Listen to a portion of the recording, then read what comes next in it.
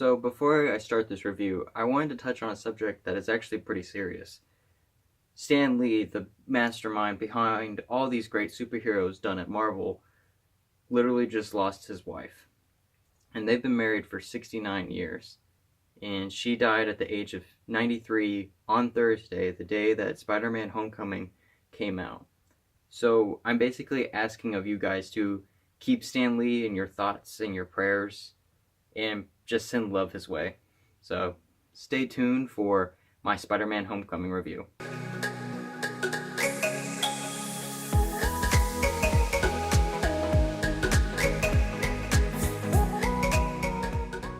So Spider-Man Homecoming has Tom Holland reprising his role as Spider-Man, which he did in Captain America Civil War.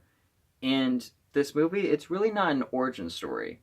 It takes place after the events of Captain America Civil War. And basically, Peter Parker, which is Spider-Man if you don't already know, is waiting on trying to get his next big job with Iron Man. And so he's been waiting and basically does all these little things like saving cats out of trees and robberies. And all of a sudden this guy comes along as the Vulture, played by Michael Keaton, which he does a really awesome job at, which is kind of surprising for a Marvel villain, but it is played by Michael Keaton.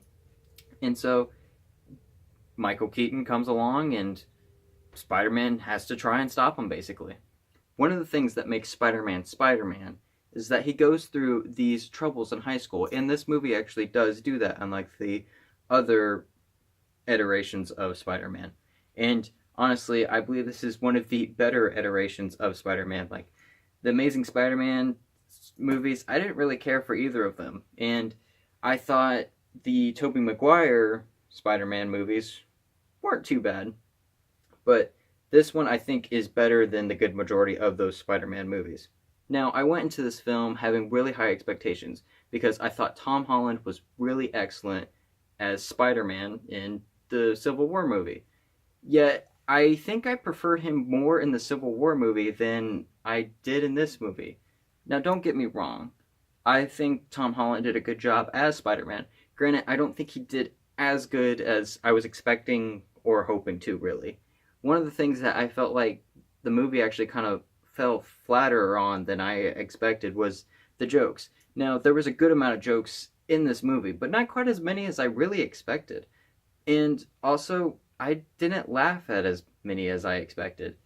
Now, there are some good ones in here, but then there's also some ones that I just like, was that even a joke? Really? And then through the movie, it does have some times where it kind of contradicts itself, but there's only a few of those times, so it's really nothing to worry about. But what this movie does bring to the table is really captivating action scenes, and that you really feel more invested into with this new Spider-Man because he's learning all these different things and you're learning them with him. Now, like I said, I think Michael Keaton did really good as the Vulture, and like the car scene, and if you've seen the movie, you know exactly what I'm talking about. He does an excellent job of showing intensity when he's just Michael Keaton, not as the Vulture.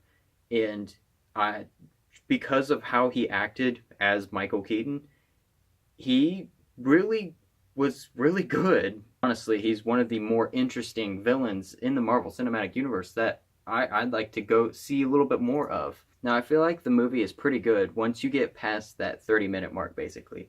Because basically between that 5 to 30-minute mark, in that entire area, I just feel like the movie doesn't really progress as well as I wish it would have.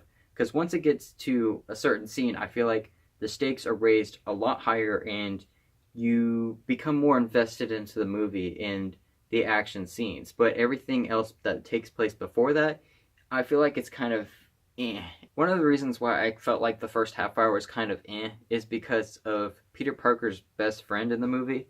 I just felt like his character was used a little too much in the first half hour. So, I mean, I liked this movie. Granted, I didn't like it as much as I was hoping to, though. So, I'm going to give Spider-Man Homecoming a 7 out of 9. Now, a 7 out of 9 is pretty high, but I was more expecting, like, a better 7 out of 9, I guess, or maybe even an 8 out of 9, but I just didn't quite get that because I felt like the jokes weren't as much there as I expected. And the first half hour, like I said, I didn't care for as much. I really had high expectations for this movie, and maybe I shouldn't have. Maybe that's my fault. And so maybe my advice to you is lower your expectations a little bit, and perhaps you'll enjoy the movie more. Spider-Man Homecoming currently has a 93% on Rotten Tomatoes and has an average critic score of 7.6. So, I mean, it's still pretty good. So if you enjoy this video, please hit that subscribe and like button down below to help out my channel. And thank you all very much for watching, and God bless you all.